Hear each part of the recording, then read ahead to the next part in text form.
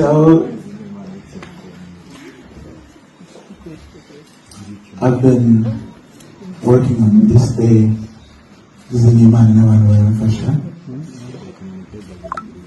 Niyo Bosco yatereye umukunzi we ivi, ibyo twita gupropoza umukobwa yamutereye ivi rero yamusabye yuko yamubera umugore. Hari abasitari bagiye batandukanye nkuko muri kugenda mubibona kuri ekara yanyu.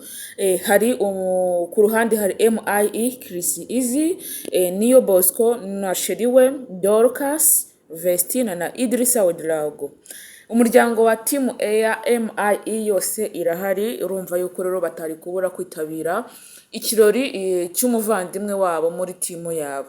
Rero Niyo Bosco yatunguye benshi, abantu benshi ku mbuga nkoranyambaga nagiye mbona bandika commentaires zigiye zitandukanye aho bamwifurizaga congratulation, abandi bakavuga ngo niba atari amafaranga ngo uyu mukobwa akurikiye, ariko abantu ntago babuza kuvuga, abantu baravuga, ariko iyo wowe umenye icyo ushaka Imana iba ikuzi. Uyu mukobwa ni mwiza, Niyo Bosco nawe ni mwiza, ariko Imana irahari kandi Imana ishobora byose pe, nta kintu kijya kinanira iyo wasenze Imana ukinginga Imana yawe mu buryo bwose bushoboka, ikugirira neza, ikaguha umukobwa mwiza, ikaguha umugabo mwiza w'ikimero nk'ukuntu uru rukundo rwa Niyo Bosco rugiye gukangura benshi. Urukundo rwa Niyo Bosco rugiye kubera abandi urugero, rugiye kubera abandi urugero rwo kugira ngo barebe urukundo nyakuri.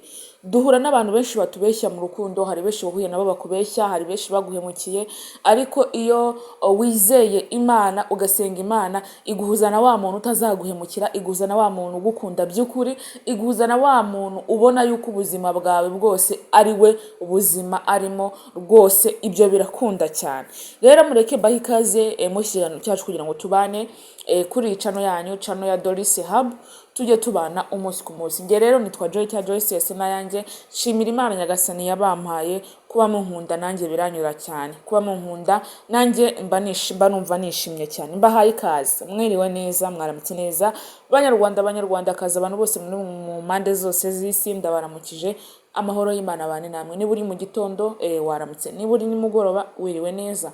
Ndagusuhuje rero, guhaye ikaze muri kiganiro cyacu. Cyo gukora no Rwanda hasi handitse subscribe kukazogera kugira ngo tujye tubana umunsi ku munsi, igihe cyose nsohora ikiganiro ubashe kuba wakibona.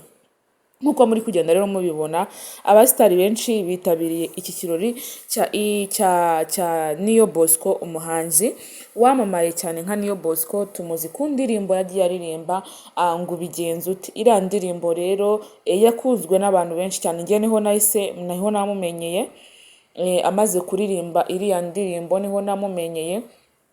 Rero abantu benshi batunguwe n'ukuntu uyu yateye ivi umukunzi, ariko ubundi urukundo rwe twarumenye ari uko amwambitse amupropoje ku isabukuru ye y'amavuko uyu mukobwa. Niho Niyo Bosco twamenye ko ari mu rukundo n'umukobwa mwiza witwa Mukamisha Irene. Ubwo yakoraga anniversaire nta n'icyumweru kiracamo, ni iminsi ngahe ahita amupropoza. Buriya gufatiraho rero nibyo bintu byasawa, gufatiraho rwose nibyo bintu byasawa kugira ngo ufatireho. Hari n'abahanzi benshi rero, umuhanzi Bwiza muri kumubona, Dorcas mwamubonye, MIE mwamubonye. Rero ibi birori byabereye kuri hoteli ya Gashoza, Paris Hotel Gashoza, niho byabereye itariki za 17 z'ukwezi kwa munani ukwezi kwa 9 umwaka wa 2025. Bwabereye rero muri hoteli nziza nkuko muri kugenda mubibona, hari decoration nziza, ariko aha hantu rwose ni sawa cyane.